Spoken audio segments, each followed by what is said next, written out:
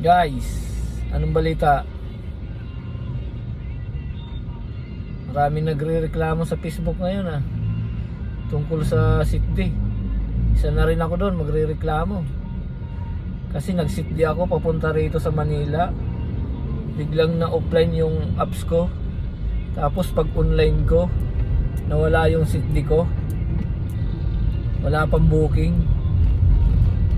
Galing UP. Mabuti ka mo, may pumasok na booking papuntang San Juan. Di kinuha ko siya. Pero pagdating ng San Juan, may booking uli ako. Kaso papuntang BGC. Ang ginawa ko, kinancel ko kasi magsusundo ako sa Binondo Eto ngayon, wala akong sakay. Imbis na makakuha pa ako ng pasahero papunta rito sa Manila, wala na. Mas maigi na lang mag-apply na lang ako kaysa kumuha ko ng booking na palihis naman yung booking doon sa pupuntahan ko.